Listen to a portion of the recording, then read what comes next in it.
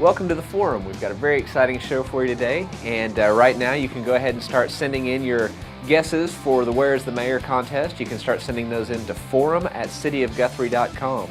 Also, we'd like to take the opportunity to get questions from you so that later on in the program we can answer anything that you may have on your mind. So you can also send those questions in starting right now at forum@cityofguthrie.com. So this is an exciting time of year. School started, we've got a lot of festivals coming up. And here in a second we're going to talk to Mary Coffin to talk about all the exciting things that are happening. But first I kind of wanted to give a little financial update about what's going on around town. You know, for several months we've been talking about sales tax and how it's kind of impacting us, and we've talked about this a lot on the forum, that we're the only state in the nation where municipalities are primarily funded only by sales tax for our operations. And so that means that we are really focused on the economy, and we see what's happening around town, and have to say that the last few months it's been good. Apparently a lot of people have been staying local and shopping local, supporting local businesses, because our sales tax last month came in at $361,000, and that's one of the highest that we've ever seen. So it's something that's really good. It shows again that people are staying around town and shopping, and that's great, because those services, you know, when the sales tax is spent here locally, it goes back into local services. So some of the things that help us with that sales tax is when we bring visitors into town. And I'm going to turn it over to Mary Coffin to talk about some of the things that are coming up and some of the things that are happening around Guthrie. Thanks, Matt. As you know, I'm Mary Coffin, CEO of the Chamber of Commerce here in Guthrie. We have Forever Plaid. It's going to go to September the 15th. It is a deliciously goofy and charming story of the Plaids, a classic 1950s all-male singing group who returned from the great beyond to perform the show they never got to when they were alive. Audiences will be rolling the aisles and tapping their toes as the Plaids are miraculously revived to perform the concert that never was in the hilariously nostalgic musical. They perform precision harmonies, squabble boyishly, and execute their delightfully outlandish choreography with overzealous precision. The Plaids perform one of the greatest hits of the 1950s, Catch a Falling Star, Three Coins in a Fountain, Love is a Many Splendored Things, and Magic Moments. That's going to be a great show to go see. All you have to do is go to thepollard.org to reserve your tickets. You can do everything online. We have a farmers market that goes all through the end of the month. It will be ending September the 29th. And that's on 1st Street in between Harrison and Oklahoma Avenue. That's every Saturday from 8 to noon. Our educational series, that will be on the 11th of September. Daniel's Drug will be doing that, and that will be from 12 to 1. If you would like to come to this educational series, just call us at the Chamber, 282-1947, and we'll reserve a spot, and lunch is provided. So we hope you can come out and hear what Amy Carruthers has to say. United Way Kickoff, September 13th. That will be at the American Legion, and that will be from 11:30 to 1. We'll have celebrity servers there doing hamburgers. They will basically unveil the goal for next year. They will talk about who will be the in charge of everything and do all their normal, get everybody psyched up to start raising money for the United Way. We have Guthrie Roadshow. This is a big event we have every year. The Roadshow celebration is down at the Mineral Wells Park. All the old classics, vintage cars, the roadsters, they come in, they fill up the entire park. They have a great time. They have a contest, prizes, they eat, they have entertainment. And that usually starts about 8 o'clock and ends around 5. So if you want to come down, it's free, it doesn't cost anything. Come down, have a good time, see all the old cars. It's really a lot of fun. We have our homecoming on the 21st. That is the Blue Jay homecoming, and that will be, of course, they'll have a parade. I think there's going to be more information for you later about that. 19th, I brought a poster with me. This is about the circus. We have a circus coming in this year. This is a circus that's out of Hugo, so it's a local circus. They're coming in on Wednesday. They're going to have 2 shows down at Cottonwood Flats. They will have a 5 o'clock and they will have a 7:30 show. But you can buy tickets at Missy's Donuts, Valero on Pine and Noble, Cherryberry, YMCA, Rick's Fine Chocolates and Coffee, Gage's Steakhouse, and Stables Cafe. You can access this information on our website or any of the information I'm talking to you about at GuthrieOK.com. We have a calendar that's down at the bottom of our page. Just click on it and it'll show you all the events. We actually have all the school events in on our calendar, and we have some city events. So we're trying to make our calendar a community calendar for everyone, so that it's quick and easy. You don't have to search all over the place to find out what's going on in town so you can plan your next event. All right, we're joined with a very special guest today. We've got Byron Berline with us, so thank you very much for being on the show. My pleasure. And we're really excited to talk to you right now because we got one of Guthrie's signature events coming up, and that's the Bluegrass Festival coming up in just a few weeks. Right, October 4th through the 6th. Awesome, and you're always a big part of that. Your band always plays, so just for someone who may be new to the community or someone who may be watching this looking to come, can you tell us a little bit about the festival? Sure. Well, it's held at Cottonwood Flats, which most people in Guthrie know where that is, right across the viaduct west. And we have a campground there that's set up for campers, which they really love to come in and camp and go to the Bluegrass show. And but our festival is, it's a family event, and you can bring your kids out there. In fact, that's what our mission is, to promote music and for the kids to get involved. And we have a youth tent where we bring in kids from the schools, and we kind of show them crafts and things that related to music and play some music for them. Right. And then, of course, we have our acts, of course, that we bring in from all over the world. Yeah.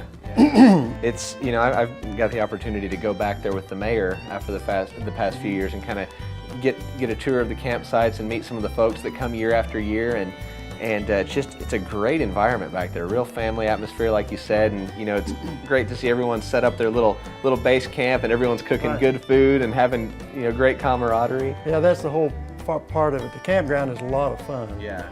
And if you don't camp, just walk out there and check it out. It's a really neat thing to see. Right. And people are jamming, and they have a campground stage also where people can sign up to play it on a stage there in the campground. So you don't have to be a professional act to be able to show off your skills and play. And there you go. Well, who are some of the professional acts? Who are some of the big names that are going to be with us this year? Well, the biggest name, of course, is Vince Gill, okay, and he's going to be there Saturday night, the 6th. And of course, I've known Vince for a long time. Okay. He used to play in my band back when he was a teenager. Really? Yeah, when I lived in California, he was. And so I've known him. This will be his 3rd time to play at the festival. That's exciting. He played the very first one in 1997, and then 2002, I believe, and then this year. We have the Kruger brothers. They're very popular. They're originally from Switzerland. Okay. And then we have the Quaby sisters. They're from Dallas, Fort Worth. There are 3 sisters that sing and play the fiddle really unbelievably well. We have an Italian guitar player his name is Beppe Gambetta, and he's a wonderful flat picker, guitar player, and singer. He's been here a few times. And April Vert, she's from Canada. She plays Canadian fiddle music and dances at the same time. She clog dances at the same time. It's just, you have to see it to believe it. Right. Then we have other acts. We got a super group from California coming in. I used to live in California, so I know these guys, and they're really top-notch players and singers. It'll be their first time here. And we have other groups from around Oklahoma and Texas. They're coming in. You should go on our website, OIBF. That stands for Oklahoma International Bluegrass Festival. Okay. OIBF.com. And you can see all the artists, and the schedule will be up soon, for when they're going to be playing. Well, it's shifting gears a little bit from the festival and to you. That's one of the things when I tell people I'm from Guthrie. There's a couple things that their eyes always light up, and oh, the Pollard, and oh, Byron Berline, and so you're very well known, and it's you've had a great career, and it's really just an awesome thing that you're here locally. But tell us a little bit about your career and just all that you've seen. I grew up. I was born in Caldwell, Kansas, but his dad did the land run in 1893 in Cherokee Strip up there in northern Oklahoma.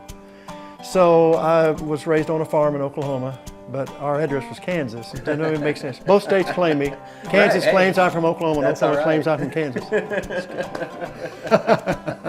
But anyway, I grew up there. My dad was a fiddler, And I was the youngest of 5 kids, and none of them played the fiddle. So when I came along, I just started playing it immediately, it seemed like. I don't remember not playing.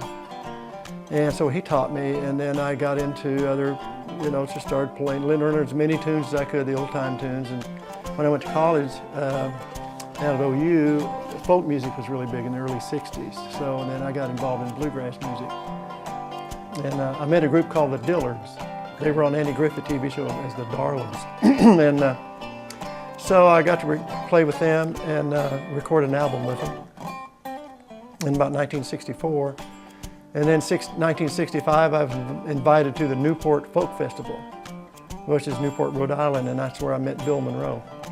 Bill Monroe's the guy who started bluegrass music, and along with Lester Flatt and Earl Scruggs, he had those both in his band. And anyway, that's where I met him, and I got to play with him after I got out of school at OU, and that was 1967 when I played with him. Then after I played with him a while, I had to go to the Army, then went out to California, played with Doug Dillard of the Dillards, and he had joined up with a guy named Gene Clark, who was a member of the Byrds, a group called the Byrds, Mr. Tambourine Man and Turn, Turn, Turn, those kind of songs. People old enough in the 60s that will remember those songs. Yeah, I remember them. Or I don't remember them. I know those songs. You know those songs. Oh yeah, that's the greatest kind of music. Oh yeah. So anyhow, I went out there and I married Betty, my wife from Guthrie, and we were married in '68. I still had a year to go in the Army. I knew I wasn't going to go to Vietnam, so we got married. So well, that was a big deal back then, Right. But anyway, we got married here in Guthrie and moved out to California in 1969. We stayed out there for 26 years in the music business. I recorded from everybody from the Rolling Stones to Bob Dylan, and I got Emmylou Harris, kind of got her career going, introduced her to Graham Parsons, and played with everybody, it seemed like, and did a lot of movie scores, work and stuff like that. But, I did that for 26 years, and we had a house sitting here empty in Guthrie that Betty's dad owned, and he was a doctor here since 1927, and he passed away in 92, and so he left her the house, and so I just thought, I knew she was ready to come back, and so we had relatives here in Oklahoma, Right. and Betty's brother lives here, Dr. Robert Ringrose. So I just said, "You ready to move back? We'll just live in that house." And I wanted to find a place because I collected all these instruments. And I said, I need a place to put them somewhere. Yeah. So if I can find a place where I can play. And so we did. We found this building and bought it in 1994, and we moved here in '95. And so we've been here ever since, and we started the festival in '97. Okay. And luckily we've been still, it's hard to keep a festival going, as big as our festival is. And we're a nonprofit organization where, it's, and all our extra money goes to scholarships for kids to go to camp, just to learn to play bluegrass or acoustic music. Sure. Yeah. Sure. Well, and you've got your own band currently, right? The Byron Berline Band. Right. And we play here at the music hall upstairs every other weekend or so. Okay. So right here in Guthrie, you can see your band every other weekend. Right. It doesn't get much better. Yeah, a than lot of that. people don't know that. People live here. I didn't know you had a place here. I didn't know that you played on a regular basis here. That's exciting. Well, shame on you. I know. I've been here 2.5 years. I'm still learning all the neat That's things all about this community. You've got a lot on your plate. I know you do. So you can't, know what all's going on, I guess. Well, give us that website again for the Bluegrass Festival. It's oibf.com. Okay. Stands for Oklahoma International Bluegrass Festival. And it's the first weekend in October, right? 4th, 5th, 6th. Always the first weekend. It might fall the first Saturday in October. Let's put it that way. Okay. That's what. The last year it was like the end of September and the 1st of October. Well, exciting. But, We're looking for another great year. This will be a good one. I hope the weather cooperates with us, and which I think it will. It has the last few years. But really excited that this year I think it's going to be a really good one. One thing I learned at the Bluegrass Festival, when you're backstage and in the campground area, you got to be careful when you're offered some food, because I was offered a jalapeno, and I love jalapeno. I love hot food. I don't know if the mayor's told you this story or not, but he and I were back there, and just a pickled jalapeno. He takes a bite and he looks fine, so it can't be that warm. I take a bite. and it had a slow burn on it, and about 30 seconds later, Smoke was I don't think coming I've out of your ever mouth. eaten anything that hot in my life. They spiced up this jalapeno somehow, and I just remember he and I, going as fast as the golf cart would go, tongues hanging out, just wanting some relief from the burning. So we're a little cautious now when we go back there. Yeah. Take some peanut butter with you. That's right. Well, thank you again for taking the time to be with us, and thank you for all you do to the community and for keeping the festival going. It's like I said, one of our signature events, and it's something that's another one of those very special things about Guthrie. Thanks. Appreciate it.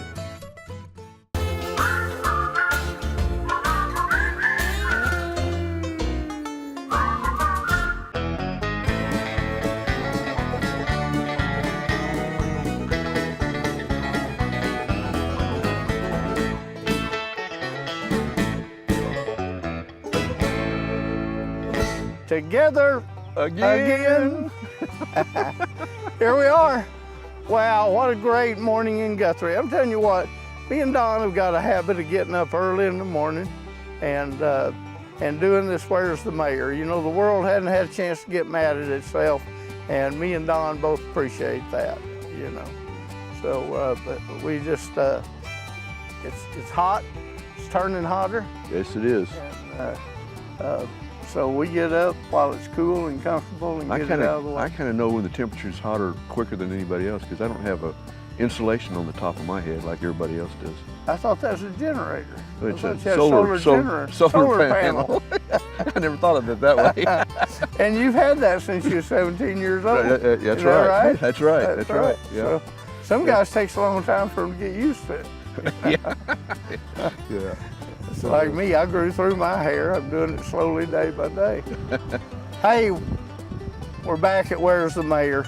And I'm going to tell you what, we've got a great building behind us that contains a lot of the history of Guthrie. We're going to want you to know, and we're going to talk about it. This building was started in 1927.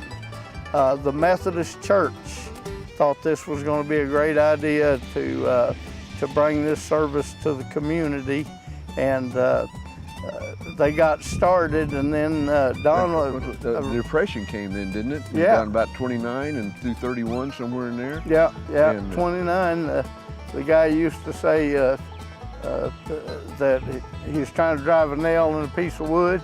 He said it's harder than times in 1929.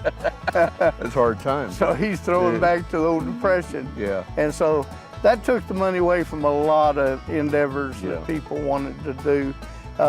1948, the Benedictine Sisters of Sacred Heart came in, and they got the money together and they started this building, and till late 70s, so that would have been what, best part of 3 decades? Yeah.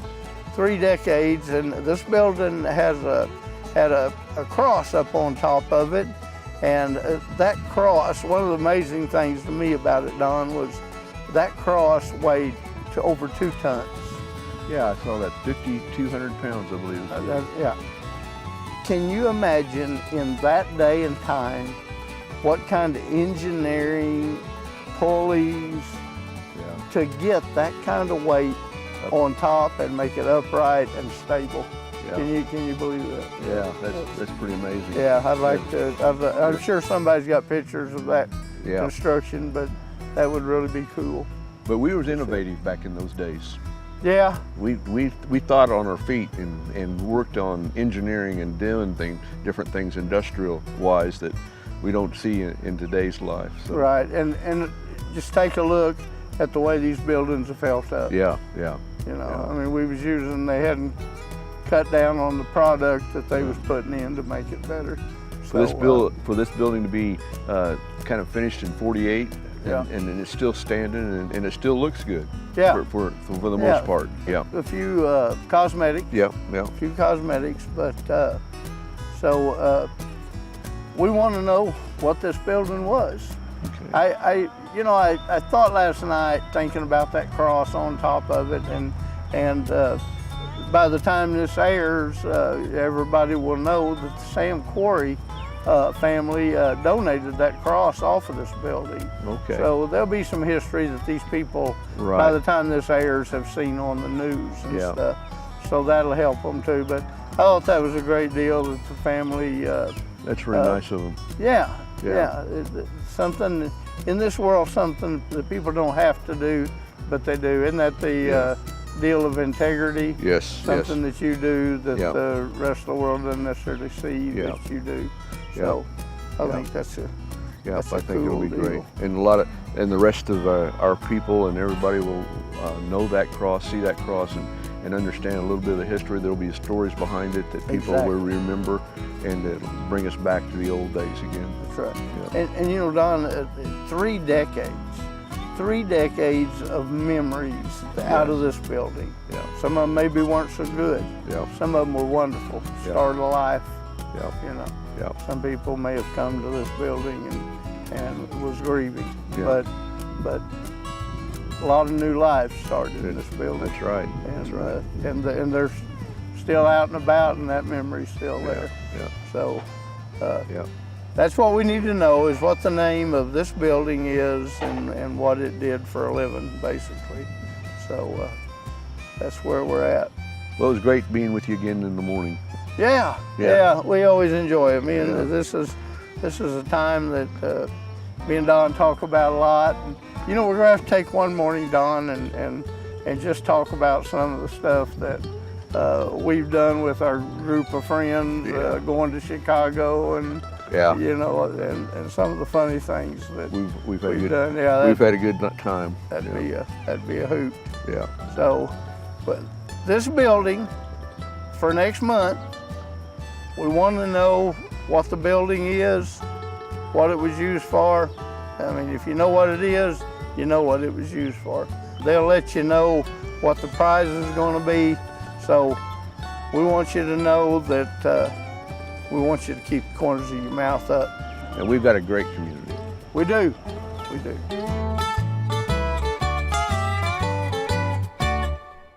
Welcome to Gallery Grazioso. My name is Tiffany Bora, and I'm the director here, and I'm also known as the Tipsy Artist. And we are proud supporters of the City Managers Forum. And we are here today celebrating Where's the Mayor campaign. In honor of that campaign, we're going to be giving away 2 free tickets to the Tipsy Artist classes. I do those here at the gallery. I do them once a week. So you can go to my calendar at www.tipsyartist.com and look for those. And they are just really fun, social wine and paint parties. You can learn all about it on my website. And so just look for that, but 2 free tickets. Right now we're still taking guesses for Where's the Mayor. No one's got the correct answer yet. So send in your response to forum@cityofguthrie.com. And the first correct answer wins a prize, 2 free tickets to a Tipsy Artist painting party. And that looks like a lot of fun, probably be a great event. You can also send questions in to forum@cityofguthrie.com. So we'll keep refreshing this email and see what we have. The question that we've only got one question right now, but the question is, what is the City of Guthrie doing to combat the West Nile virus? And this is something that I know is near and dear to us right now in Guthrie, because we've had some local folks that have been affected by this. And the City of Guthrie, you know, people have asked us, is the City of Guthrie spraying? And we are not spraying. And you know, that's been discussed, that's been looked at. And spraying, we feel, is not a good option. We don't feel that it's effective, and we actually feel that it brings more harm to the community than it does any good. Essentially, when you're spraying, you're out there with chemicals in a neighborhood, just spraying around, hitting the adult mosquitoes. It kills the mosquitoes that are in the air, but it doesn't do anything to disrupt their life cycle. It doesn't do anything to prevent the spread of mosquitoes. So, you know, it's not that effective, and the chemicals that it puts in the air, you know, have been shown to have kind of a detrimental effect on those with breathing problems or asthma, or, you know, elderly and young people. So we have not chosen to spray. I don't think there's many in the Oklahoma City metro that are spraying. But what we are doing is you can go out to municipal services or City Hall or the health department. I believe the health department's doing this as well, and they've got the larvicide. And the larvicide is the best way to combat the West Nile virus and to stop mosquito breeding. Because what happens in any stagnant area of water, which it's a little bit surprising that we're having such an issue this year since we've had the drought, but I guess on the flip side, you know, the areas that there are water, it's kind of drying up and the water's becoming stagnant. And stagnant water is a prime breeding ground for mosquitoes. And it doesn't have to be a lot of water. I mean, it can be something just as simple as a coffee cup that's left outside that's collected a little rainwater, you know, a soda bottle cap, anything that has standing stagnant water can really be just an ideal breeding ground for mosquito larvae. And so the mosquito dunks, what they do is they prevent the larvae from developing wings, and it disrupts their life cycle. Therefore, they don't turn into adult mosquitoes and fly around and bite you and me. And so that's the best way to take care of it, because it's actually preventative. It's a proactive approach rather than, again, going out there and just trying to kill, you know, trying to guess where the mosquitoes are, spraying them, and killing the ones that are in the air. But you can pick those up. We have those at no cost to the citizens at our municipal services office. We'll be getting them here at City Hall, and I believe also the health department. And it is a very good idea, you know, if you've got areas of standing water, you know, a pond in your neighborhood or something like that, to throw some of those mosquito pellets, the larvicide, in there, and also check around your house. Again, it doesn't take a very big area to create a breeding ground for mosquitoes. That's one of the things we do with code enforcement. Code enforcement is out there, and look, you know, their primary purpose is to preserve the health, safety, and welfare of the community. And when they're out there, you know, working trash and debris, this is one of the reasons to eliminate the breeding grounds for pests and other insects and vermin. And so, you know, that's why they're out there looking for houses that may have, you know, a pile of old tires or junk, you know, anywhere where you can have that accumulation of water to create a health hazard. But make sure and look around your own home and you know, see if there's anything that you may have collecting water. Watch, you know, bird baths are you know, sometimes are very easy to get stagnant because there's if you've got water gardens, koi ponds, those kind of things, those generally don't seem to be a problem, because one, if the water's aerated through the fountains and going through the filter, and two, if they've got fish in them, you know, the fish are generally going to eat the larva, and they're not going to provide a breeding ground. Also, swimming pools, hot tubs, those kind of things, as long as the chemicals are kept up and there's you know, proper amount of chlorination and that, they're not going to provide a breeding ground either. So it's just those standing stagnant areas of water where, you know, that could cause a problem.